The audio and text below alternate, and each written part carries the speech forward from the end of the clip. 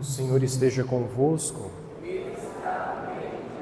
Proclamação do Evangelho de Jesus Cristo segundo Lucas. Naquele tempo, Jesus convocou os 12, deu-lhes poder e autoridade sobre todos os demônios e para curar doenças, e enviou-os a proclamar o reino de Deus e a curar os enfermos. E disse-lhes: Não leveis nada para o caminho, nem cajado, nem sacola, nem pão, nem dinheiro, nem mesmo 2 túnicas. Em qualquer casa onde entrardes, ficai aí, e daí é que partireis de novo. Todos aqueles que não vos acolherem, ao sairdes daquela cidade, sacudi a poeira dos vossos pés, como protesto contra eles. Os discípulos partiram e percorriam os povoados, anunciando a boa nova e fazendo curas em todos os lugares. Palavra da salvação. Todo sacerdote, meus filhos, é ministro de Deus. Isso significa que um sacerdote, e aqui eu estou falando também dos bispos, ele age no poder e na autoridade do próprio Deus. Isso porque o próprio Cristo conferiu este poder e esta autoridade. De tal maneira que um sacerdote, ele não é como qualquer pessoa, não, porque de fato ele tem poder. Ele tem poder sobre Satanás e seus demônios, para imperar sobre eles. É por isso que durante toda a quaresma de São Miguel, que nós fizemos aqui na paróquia, nós rezamos, dentre várias orações, uma oração reservada apenas para os sacerdotes, que é uma oração de exorcismo, na qual o sacerdote impera sobre o demônio, para que ele se afaste. E o demônio se afasta mesmo.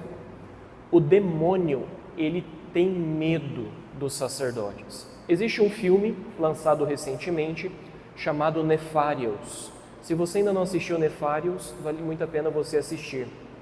É um filme que foi escrito o enredo dele a partir de relatos de exorcistas ligados ao Vaticano, exorcistas oficiais mesmo, da Santa Sé, e eles escreveram o roteiro do filme.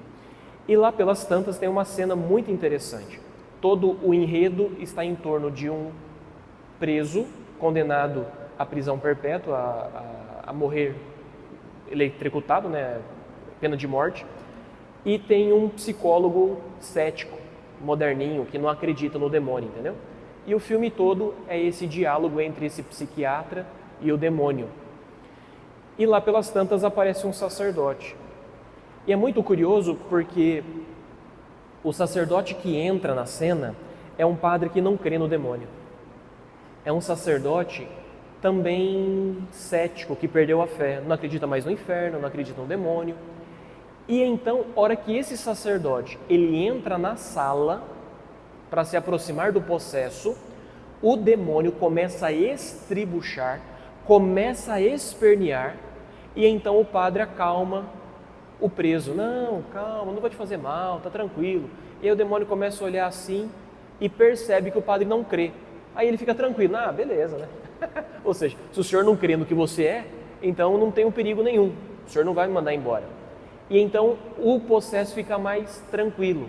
Só que tem uma hora que o padre diz assim: então você quer que eu fique? Aí o demônio: não, vai embora.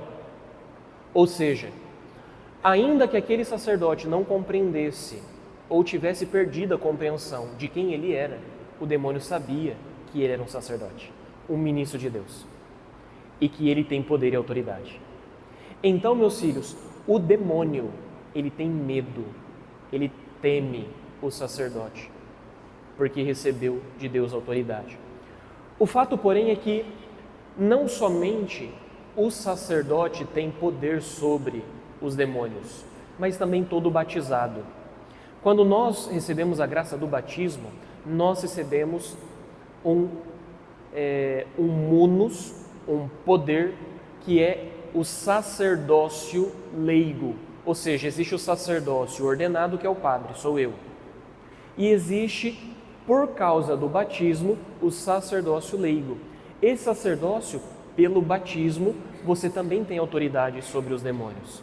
E não só pelo batismo em si mesmo, mas pela missão e o encargo que Deus te confiou. Então, por exemplo, pelo fato de você ser batizado, você tem poder sobre os demônios para expulsá-los de você. Então, quando você está passando por alguma tentação, você pode dizer: se afasta, Satanás, vai-te embora. Pelo sangue de Jesus, vai-te embora, porque está me tentando. Você entendeu isso?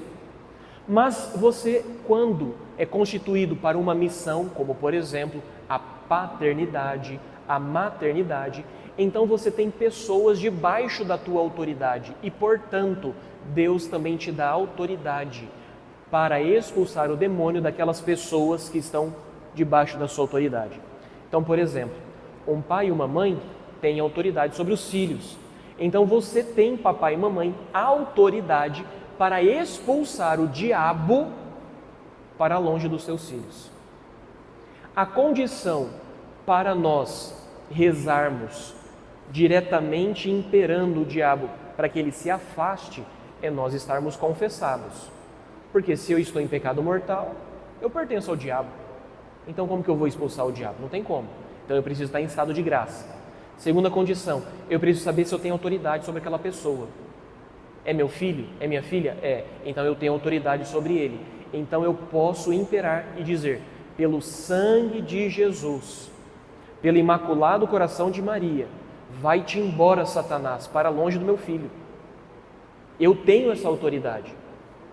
Porque nosso Senhor, Ele nos ensinou a rezar: o pão nosso de cada dia nos dai hoje. Perdoai as nossas ofensas, assim como nós perdoamos quem nos tem ofendido. Não nos deixeis cair em tentação, mas livrai-nos do mal. Nós temos poder de rezar: livra-nos do mal. Vai-te embora, Satanás, porque aqui é reino de Jesus Cristo. Vamos tomar posse da autoridade que temos, meus filhos, e rezar sempre. Padre, que oração rezar? Oração de São Miguel Arcanjo. É uma oração de exorcismo. No livretinho que a gente está rezando, tem uma oração de Santo Antônio de Pádua: eis a cruz do Senhor, fugi potentes inimigas. É uma oração de exorcismo, o leigo pode rezar. Tá bom? Então, vamos sempre rezar, confiando na autoridade que vem do alto, do próprio Deus.